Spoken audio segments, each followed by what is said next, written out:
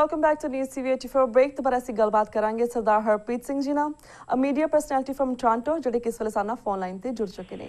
ਜੀ ਵੀਰ ਜੀ, ਵਾਹਿਗੁਰੂ ਜੀ ਕਾ ਖਾਲਸਾ ਵਾਹਿਗੁਰੂ ਜੀ ਕੀ ਫਤਿਹ। ਜੀ ਬਹੁਤ ਧੰਨਵਾਦ। ਔਰ ਜਿੰਨੇ ਵੀ ਸਾਨੂੰ ਸੁਣਦੇ ਨੇ ਜਾਂ ਜਿਹੜੇ ਸਾਡੇ ਦਰਸ਼ਕ ਨੇ ਉਹਨਾਂ ਨੂੰ ਵਾਹਿਗੁਰੂ ਜੀ ਕਾ ਖਾਲਸਾ ਵਾਹਿਗੁਰੂ ਜੀ ਕੀ ਫਤਿਹ। ਤੇ ਵੀਰ ਜੀ, ਜਿਸ ਤਰ੍ਹਾਂ ਐਜ਼ ਯੂ ਨੋ ਕਿ ਦੇਸ਼ ਵਿਦੇਸ਼ ਦੇ ਵਿੱਚ ਜਾਣੀ ਕਿ ਕੱਲ 12 ਫਰਵਰੀ ਨੂੰ ਸੰਤ ਜਰਨੈਲ ਸਿੰਘ ਖਾਲਸਾ ਭਿੰਡਰਾਂ ਵਾਲਿਆਂ ਜੀ ਦਾ ਜਨਮ ਦਿਨ ਮਨਾਇਆ ਗਿਆ। ਤੁਸੀਂ ਇਹਨਾਂ ਦੇ ਜਨਮ ਦਿਨ ਸੰਬੰਧੀ ਆਲਸੋ ਓਵਰਆਲ ਸੰਤਾਂ ਜੀ ਦੀ ਸ਼ਖਸੀਅਤ ਸੰਬੰਧੀ ਸਾਡੇ ਦਰਸ਼ਕਾਂ ਨੂੰ ਸਭ ਤੋਂ ਪਹਿਲਾਂ ਕੀ ਕਹਿਣਾ ਚਾਹੋਗੇ? ਦੇਖੋ ਰੀਤ ਜੀ, ਜੇ ਅੱਜ ਅਸੀਂ ਗੱਲਬਾਤ ਕਰਦੇ ਹਾਂ, ਚਾਹੇ ਅਸੀਂ ਤੁਹਾਡੇ ਟੀਵੀ ਦੀ ਵੀ ਗੱਲਬਾਤ ਕਰਦੇ ਹਾਂ, ਜਿਹੜਾ ਟੀਵੀ 84 ਜਦੋਂ 84 ਦੀ ਗੱਲ ਅਸੀਂ ਸ਼ੁਰੂ ਕਰ ਦਿੰਦੇ ਹਾਂ ਤੇ ਉਹ ਇੱਕ ਪਿਵਟਲ ਪੁਆਇੰਟ ਬਣ ਜਾਂਦਾ ਸਾਡੀ ਅੱਜ ਦੀ ਹਿਸਟਰੀ ਦਾ। ਹਾਂਜੀ, ਸਾਡੀ ਅੱਜ ਦੀ ਹਿਸਟਰੀ ਦਾ। ਔਰ ਅੱਜ ਦੀ ਹਿਸਟਰੀ ਤੋਂ ਇੱਕ ਤਰ੍ਹਾਂ ਦੇ ਨਾਲ ਅਸੀਂ ਇਹ ਕਹਿੰਦੇ ਹਾਂ ਕਿ ਇਹ ਜਿਹੜਾ ਸਾਲ ਆ ਜਿਹੜਾ ਅਸੀਂ ਭੁੱਲ ਨਹੀਂ ਸਕਦੇ। ਲੋਕਾਂ ਨੇ ਆਪਣੀਆਂ ਲਾਇਸੈਂਸ ਪਲੇਟਸ ਦੇ ਉੱਤੇ ਨੈਵਰ ਫੋਰਗੇਟ ਲਿਖਾਇਆ 1984 ਜੀ। ਤੋਂ 1984 ਜਿਹੜਾ ਹੈਗਾ ਆ ਉਹ ਸਾਡੇ ਅੱਜ ਦੇ ਇਤਿਹਾਸ ਦਾ ਇੱਕ ਧੁਰਾ। ਔਰ ਇਸ ਧੁਰੇ ਤੋਂ ਜਾਂ ਅਸੀਂ ਕਹਿੰਦੇ ਕਿ ਚਾਨਣ ਮਨਾਰਾ, ਔਰ ਉਸ ਚਾਨਣ ਮਨਾਰੇ ਤੋਂ ਅਸੀਂ ਚਾਨਣ ਲੈ ਕੇ ਜਿਹੜਾ ਆਪਣਾ ਭਵਿੱਖ, ਚਾਹੇ ਉਹ ਸਿੱਖਾਂ ਦਾ ਜਿਹੜਾ ਅਸੀਂ ਖਾਲਿਸਤਾਨ ਦੀ ਗੱਲ ਕਰਦੇ ਹਾਂ, ਅਸੀਂ ਉਹ ਭਵਿੱਖ ਅੱਜ ਦੇ ਚਾਨਣ ਮਨਾਰੇ ਤੋਂ ਲੈ ਕੇ ਕੁਝ ਸਿੱਖਣਾ ਜਾਂ ਉਸ ਚੀਜ਼ ਨੂੰ ਅੰਕਣਾ। ਹਾਂਜੀ, ਕੋਈ ਵੀ ਚੀਜ਼ ਅਸੀਂ ਪੋਰਟੈਂਡ ਕਰਦੇ ਹਾਂ ਅੱਜ ਦੇ ਦੌਰ ਦੇ ਵਿੱਚ ਬੈਠ ਕੇ ਨਾ ਅਸੀਂ 84 ਭੁੱਲ ਸਕਦੇ। ਔਰ 84 ਦੀ ਲਾਈਟ ਤੋਂ ਬਗੈਰ ਅਸੀਂ ਜਿਹੜਾ ਹੈਗਾ ਆਪਣਾ ਭਵਿੱਖ ਉਹ ਨਿਸ਼ਚਿਤ ਨਹੀਂ ਕਰ ਪਾਵਾਂਗੇ। ਔਰ ਜੇਕਰ ਉਸ 84 ਦਾ ਕਰਕਸ ਅਸੀਂ ਦੇਖਦੇ ਹਾਂ ਜੀ, ਉਹ ਸੰਤ ਬਾਬਾ ਜਰਨੈਲ ਸਿੰਘ ਖਾਲਸਾ ਭਿੰਡਰਾਂ ਵਾਲੇ। ਔਰ ਇੱਕ ਬੜੀ ਅਜੀਬ ਜੀ ਗੱਲ ਹੈ ਕਿ ਸੰਤਾਂ ਦਾ ਨਾਂ, ਸੰਤਾਂ ਦੇ ਨਾਂ ਦੇ ਨਾਲ ਕੋਈ ਵੀ ਚੀਜ਼ ਲਾ ਦਿਓ। ਤੁਸੀਂ ਕਰ ਲਓ ਸ਼ੁਰੂ ਸੰਤ ਬਾਬਾ ਜਰਨੈਲ ਸਿੰਘ ਜੀ ਖਾਲਸਾ ਭਿੰਡਰਾਂ ਵਾਲੇ, ਤੁਸੀਂ ਕਰ ਲਓ ਗਿਆਨੀ ਸੰਤ ਬਾਬਾ ਜਰਨੈਲ ਸਿੰਘ ਜੀ ਖਾਲਸਾ ਭਿੰਡਰਾਂ ਵਾਲੇ, ਕੋਈ ਵੀ ਚੀਜ਼ ਲਾ ਲਓ, ਕੋਈ ਵੀ ਇਹਨਾਂ ਦਾ ਤਸ਼ਬੀਹ ਦੇ ਨਾਲ ਉਹਨਾਂ ਨੂੰ ਤੁਸੀਂ ਮੁਖਾਤਿਬ ਹੋ ਜਾਓ, ਉਹਨਾਂ ਨੂੰ ਤੁਸੀਂ ਐਡਰੈਸ ਕਰੋ। ਹਰ ਇੱਕ ਚੀਜ਼ ਜਿਹੜੀ ਹੈਗੀ ਹੈ ਸੰਤ ਬਾਬਾ ਜਰਨੈਲ ਸਿੰਘ ਖਾਲਸਾ ਭਿੰਡਰਾਂ ਵਾਲਿਆਂ ਦੇ ਨਾਂ ਦੇ ਨਾਲ। ਔਰ ਉਹਨਾਂ ਦੀ ਜਿਹੜੀ ਇੱਕ ਸੰਸਥਾ ਨੂੰ ਮੈਂ ਹਮੇਸ਼ਾ ਇਹ ਕਹਿਣਾ ਕਿ ਸੰਤ ਬਾਬਾ ਜਰਨੈਲ ਸਿੰਘ ਜੀ ਖਾਲਸਾ ਭਿੰਡਰਾਂ ਵਾਲਿਆਂ ਦੀ ਜਿਹੜੀ ਇੱਕ ਸ਼ਖਸੀਅਤ, ਉਹ ਸ਼ਖਸੀਅਤ ਇੱਕ ਸ਼ਖਸੀ ਨਾ ਹੋ ਕੇ, ਇੰਡੀਵਿਜੂਅਲ ਨਾ ਹੋ ਕੇ, ਉਹ ਇੱਕ ਇੰਸਟੀਟਿਊਸ਼ਨਲ ਸੀਗੀ।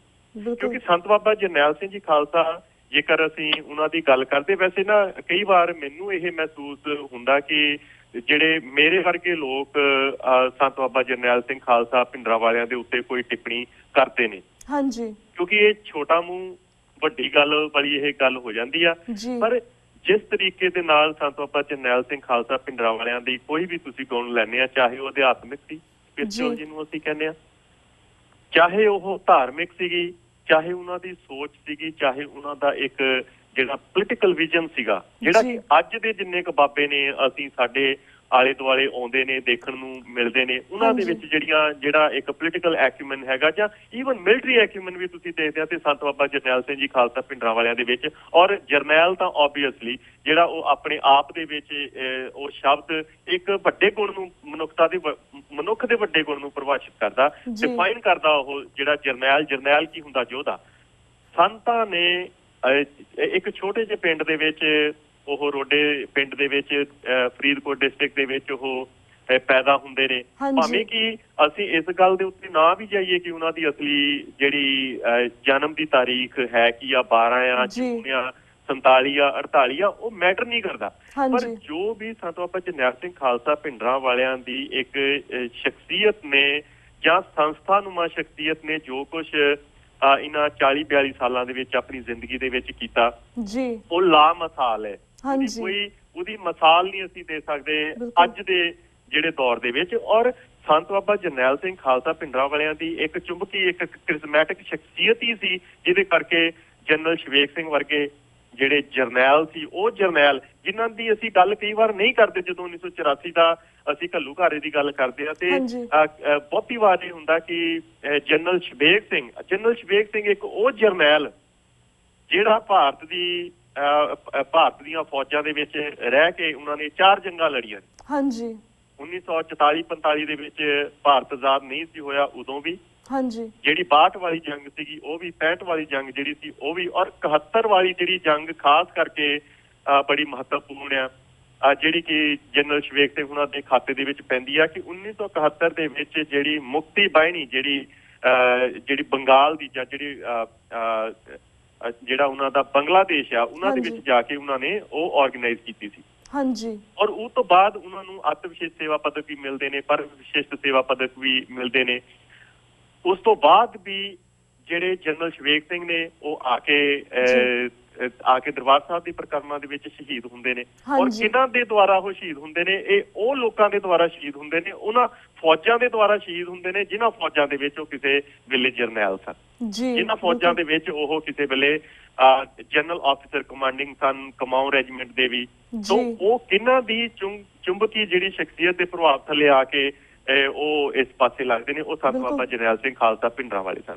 ਜੇ ਅਸੀਂ ਭਾਈ ਅਮਰੀਕ ਸਿੰਘ ਉਹਨਾਂ ਦੀ ਗੱਲ ਕਰਦੇ ਨੇ, ਜਿਹੜੇ ਲੋਕੀ ਕਹਿੰਦੇ ਨੇ ਨਾ, ਅੱਜ ਬਹੁਤ ਸਾਰੇ ਕਈ ਵਾਰ ਸਵਾਲ ਉਠਾਉਂਦੇ ਨੇ, ਔਰ ਅਨਫੋਰਚੂਨੇਟਲੀ ਜਿਹੜੇ ਸਵਾਲ ਉਠਾਉਣ ਵਾਲੇ ਨੇ ਉਹ ਜਿਹੜੇ ਸਾਡੇ ਸਿੱਖਾਂ ਦੇ ਵਿੱਚ ਆਪਣੇ ਆਪ ਨੂੰ, ਜਿਨ੍ਹਾਂ ਨੂੰ ਇੱਕ ਵਹਿਮ ਆ, ਇੱਕ ਬਹੁਤ ਖਤਰਨਾਕ, ਇੱਕ ਬਹੁਤ ਸੂਖਮ ਕਿਸਮ ਦਾ ਉਹਨਾਂ ਨੂੰ ਇਹ ਵਹਿਮ ਆ ਕਿ ਉਹ ਪੜ੍ਹੇ ਲਿਖੇ ਨੇ, ਉਹਨਾਂ ਨੂੰ ਬਹੁਤ ਕੁਝ ਆਉਂਦਾ।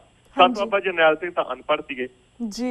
ਜੇ ਸੰਤ ਬਾਬਾ ਜਰਨੈਲ ਸਿੰਘ ਅਨਪੜ੍ਹ ਸੀਗੇ, ਜੇਕਰ ਉਹਨਾਂ ਦੇ ਵਿੱਚ ਕੋਈ ਇਹੋ ਜਿਹਾ ਉਹਨਾਂ ਦਾ ਚੁੰਬਕੀ ਪ੍ਰਭਾਵ ਨਹੀਂ ਸੀ ਉਹਨਾਂ ਦੀ ਸ਼ਖਸੀਅਤ ਦੇ ਵਿੱਚ, ਵੀ ਜਿਹੜਾ ਲੋਕਾਂ ਨੂੰ ਕੀਲ ਲੈਂਦਾ ਸੀ। ਬਹੁਤ ਸਾਰੀਆਂ ਗੱਲਾਂ ਇਹ ਵੀ ਹੋਣੀਆਂ ਕਿ ਜਦੋਂ ਦਰਬਾਰ ਸਾਹਿਬ ਦੇ ਉੱਤੇ ਅਟੈਕ ਹੋਇਆ ਤੇ 14-15 ਜਿਹੜੇ ਫੌਜੀ ਉਹਨਾਂ ਨੂੰ ਅੰਦਰ ਭੇਜਿਆ ਜਾਂਦਾ ਕਿ ਸੰਤ ਬਾਬਾ ਜਰਨੈਲ ਸਿੰਘ ਖਾਲਸਾ ਨੂੰ ਕਿਸੇ ਵੀ ਤਰੀਕੇ ਦੇ ਨਾਲ ਤਰ੍ਹਾਂ ਦੇ ਨਾਲ ਇਸ ਗੱਲ ਦੇ ਉੱਤੇ ਮਨਾਇਆ ਜਾਵੇ ਕਿ ਉਹ ਬਾਹਰ ਆ ਜਾਣ।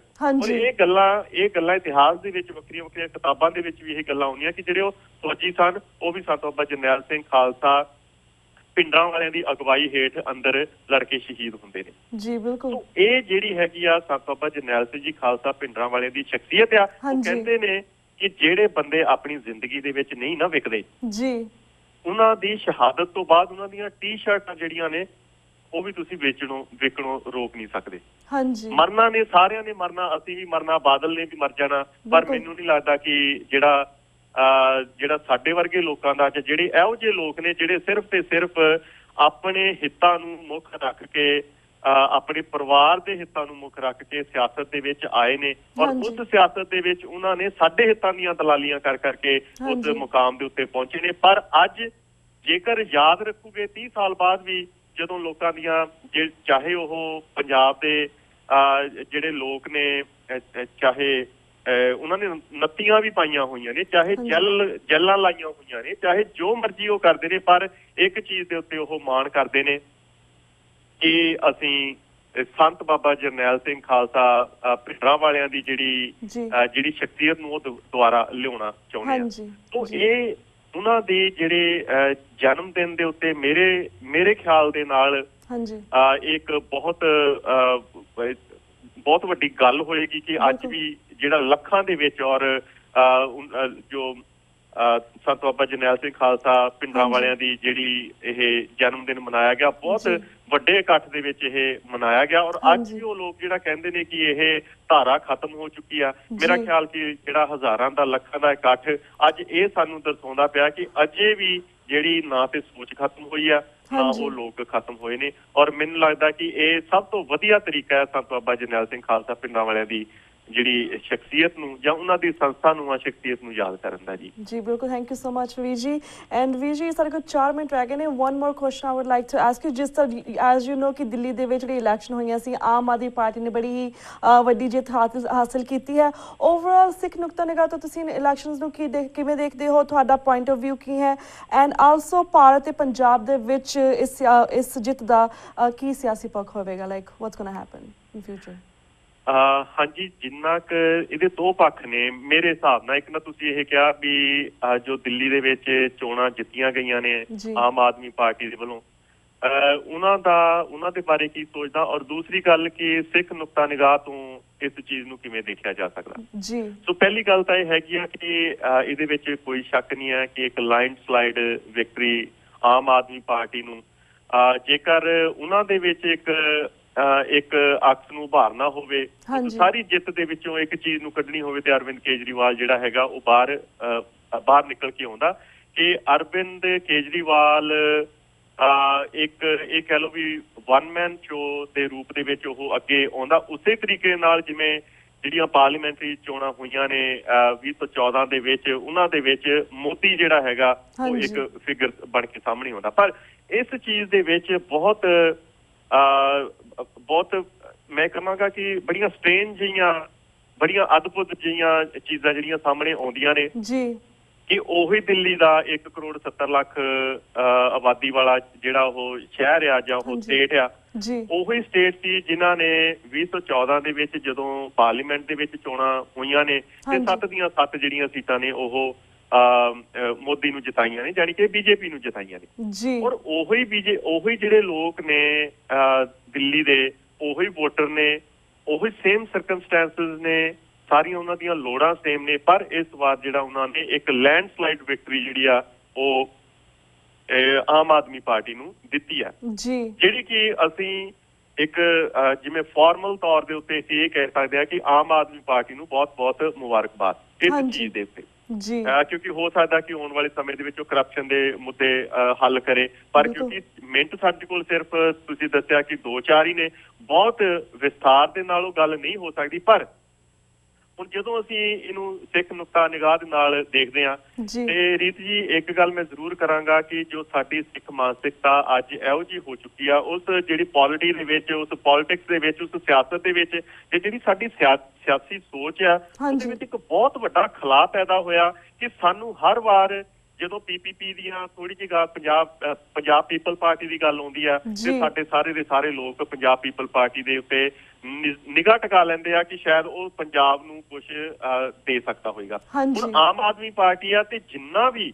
ਪ੍ਰਵਾਸੀ ਨੇ, ਪਰਦੇਸੀ ਲੋਕ ਨੇ, ਉਹ ਅੱਡੀਆਂ ਚੱਕ ਕੇ ਪੱਬਾਂ ਭਾਰ ਹੋਏ ਪਏ ਨੇ ਕਿ ਆਮ ਆਦਮੀ ਪਾਰਟੀ ਪਤਾ ਨਹੀਂ ਪੰਜਾਬ ਨੂੰ ਕੀ ਲੈ ਕੇ ਦੇਗੀ। ਦੇਖੋ ਪੰਜਾਬ ਔਰ ਦਿੱਲੀ ਦਾ ਜਿਹੜਾ ਸੰਬੰਧ ਆ ਉਹ ਹਮੇਸ਼ਾ ਦੀ ਤਰ੍ਹਾਂ ਜੰਗ ਹਿੰਦ ਪੰਜਾਬ ਦਾ ਹੋਣ ਲੱਗਾ। ਇਹੀ ਕਨਫੀਗਰੇਸ਼ਨ ਹੈਗੀ ਆ, ਇਹੀ ਸਿਨੈਰੀਓ ਹੈਗਾ ਆ।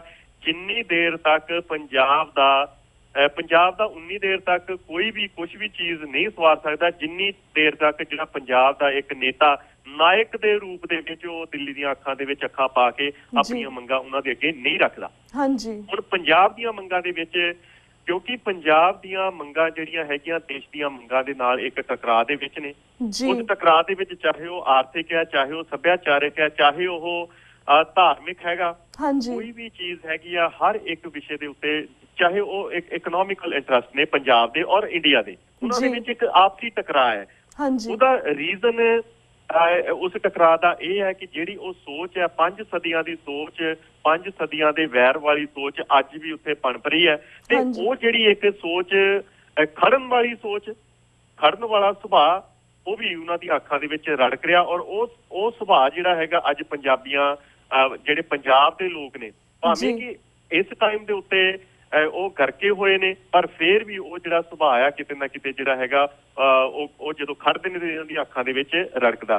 ਸੋ ਰੀਤੀ ਮੈਨੂੰ ਲੱਗਦਾ ਕਿ ਮਿੰਟ ਕੀ ਬਾਕੀ ਰਹਿ ਗਿਆ। ਮੈਂ ਬਹੁਤ ਸਾਰੀਆਂ ਗੱਲਾਂ ਇਸ ਚੀਜ਼ ਦੇ ਉੱਤੇ ਕਰਨੀਆਂ ਚਾਹੁੰਦਾ ਸਾਂ, ਪਰ ਮੈਂ ਇੰਨੇ ਸਮੇਂ ਦੇ ਵਿੱਚ ਨਹੀਂ ਕਰ ਪਾਵਾਂਗਾ। ਪਰ ਫੇਰ ਵੀ ਮੈਂ ਜਿੰਨੀ ਕੁ ਮੇਰੀ ਸਮਝ ਆ, ਸਿਆਸੀ ਸਮਝ, ਪਿਛਲੇ 20-30 ਸਾਲਾਂ ਤੋਂ ਜਿੰਨਾ ਕੁ ਮੈਂ ਦੇਖਿਆ, ਪੰਜਾਬ ਦੀਆਂ ਕੋਈ ਵੀ ਜਿਹੜੀਆਂ ਹੱਕੀ ਮੰਗਾਂ ਨੇ, ਉਹ ਕੋਈ ਵੀ ਪਾਰਟੀ ਜਿਹੜੀ ਹੈਗੀ ਆ ਉਹ ਖਾਸ ਤੌਰ ਦੇ ਉੱਤੇ ਜਿਹੜੀ ਰਾਸ਼ਟਰੀ ਪਾਰਟੀ ਆ, ਜਿਹੜੀ ਨੈਸ਼ਨਲ ਪਾਰਟੀ ਆ, ਉਹ ਨਹੀਂ ਕਰ ਪਾਵੇਗੀ। ਕਿਉਂਕਿ ਜੇਕਰ ਪੰਜਾਬ ਦੀਆਂ ਹਿੱਤਾਂ ਦੀ ਗੱਲ ਉਹ ਕਰੇਗੀ ਤੇ ਉਹਨਾਂ ਨੂੰ ਹਰਿਆਣਾ, ਰਾਜਸਥਾਨ ਤੇ ਜਿਹੜੇ ਭਾਰਤ ਦੇ ਦੂਸਰੇ ਰਾਜ ਨੇ ਉਹਨਾਂ ਦੇ ਪੰਗੇ ਸਹੇੜਨੇ ਪੈਣਗੇ, ਔਰ ਖਾਸ ਤੌਰ ਦੇ ਉੱਤੇ ਹਿੰਦੂਆਂ ਦੇ ਪੰਗੇ ਸਹੇੜਨੇ ਪੈਣਗੇ, ਜਿਹੜੀ ਕਿ ਕੋਈ ਵੀ ਪਾਰਟੀ ਜਿਹੜੀ ਹੈਗੀ ਆ ਉਹ ਅੱਜ ਇੰਨਾ ਕੁ ਦਮਖਮ ਨਹੀਂ ਰੱਖਦੀ ਕਿ ਪੰਜਾਬ ਨੂੰ ਕੁਝ ਕਰਨ ਦੇ ਲਈ ਉਹਨਾਂ ਦੀਆਂ ਮੰਗਾਂ ਤੇ ਨਜ਼ਰਸਾਨੀ ਕਰ ਸਕੇ।